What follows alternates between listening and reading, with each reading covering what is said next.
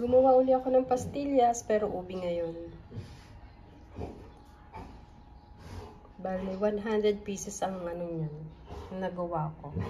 Hindi ko pinakita sa inyo kung paano paggawa, pero ilalagay ko na lang dyan sa comment section yung ano, mga ingredients nito. Kaya sa description box, ano nyo na lang, visit nyo na lang yun.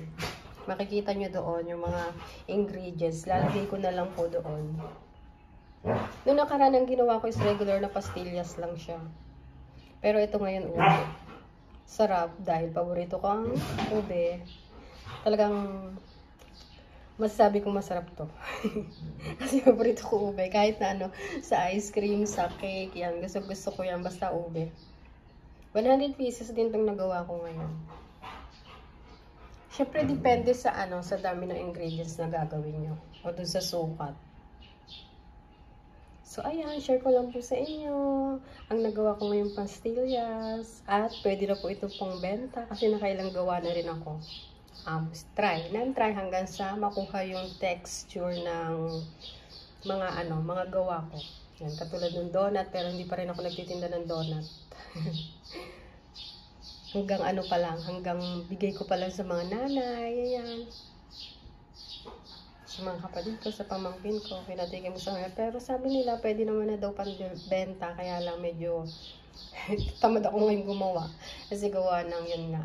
Nung pupunta kami sa court, nagtitinda kami doon ng ate ko, si Ate Sana. Ayan, share ko ngayon, ginawa ko. Yes, pinakita ko nung nakaraan yung ano, mga merienda na pwedeng bilhin pagka summer. O, diba? Yun, wala kaming halo-halo.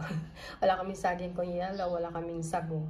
Palamig lang muna. Siguro sa mga susunod na araw na pag nagkaroon na ng liga. Wala pang liga dun sa ano, sa court ng mga nanay ko, pero meron ng mga nagpa-practice katulad like nung nakaraan na shinare ko is ano, volleyball. Yun, sa susunod na lang ulit. Share ko ulit sa inyo. Pupunta ulit ako dun kina Ate Sana. Magtitinda ulit kami ng kanyang mga tinda. Tapos ako eto. Ayan, pastillas ang tinda ko. Dahil masarap din naman, natikman na rin ang pamangkin ko si JB. So, ititinda ko. Yan lang po share ko ngayon. Puntaan nyo na lang po yung description box ko. Ito, lalagay ko yung mga ingredients nito.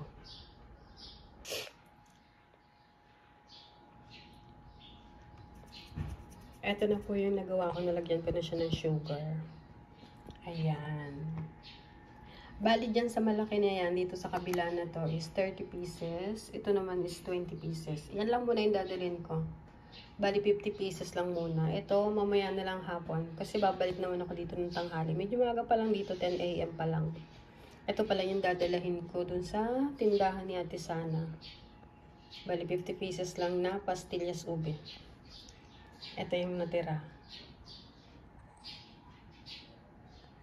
Yan lang po. Tara. Pasilip ko saglit yung tindahan ni Ate Sana ngayon. Punta ako doon. Sama po kayo.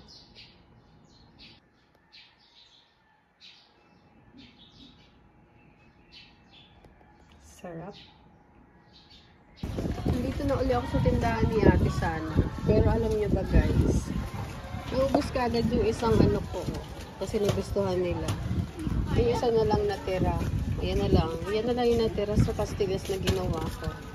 Ito yung merienda na tinda ni Ate Sana. Mangga, buko palamig. Tapos mais, sweet corn. Siopaw. Ito, ice candy. Tapos, excuse me, nabusog ako. Excuse me. Tsaka ito, ano ba tawag dito? Popcorn. Ayan, tinda ni Ate Sana ngayon.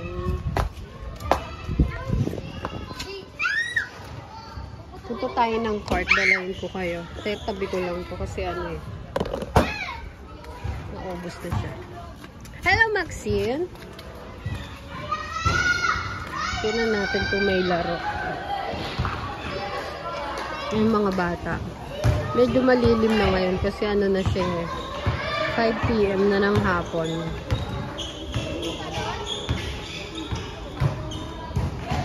Shoot! Ayun. Ay, hindi nakashoot.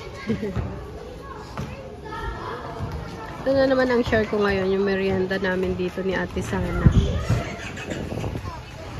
Dito lang din naman yan. Ayan o. Malapit lang sa court yung tinda namin. Bala, tubig oh. Ano yun? Ima! Gusto mo pa? Gusto mo pa? Talaga, mabili sa bata yung pastillas. Ay, gusto niya pa ulit pastillas. Wow, maubos na yung pastillas ko. Dawa. Wow, dalawa. Tatatlo na. Bali, takto na. Ay, ang galing. Mabili akong pastillas kasi masarap. Upos mo muna itong tubig bago ka mag-juice. Ano ba yan? Bukan mo na yan. Ay, Pwede mo utang yan. Oo naman. Oo. Mangutang ka na mangutang. 22. 20 pesos. Sana kami. Babalik ko rin agad eh. Aba, magaling sa basketball. Tapos pag nanalo kami, 40 pero.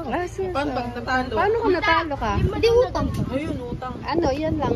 Ano? At 20 pa. Sige. Pag nanalo, edi bayad ko na yung Dapat doblin mo.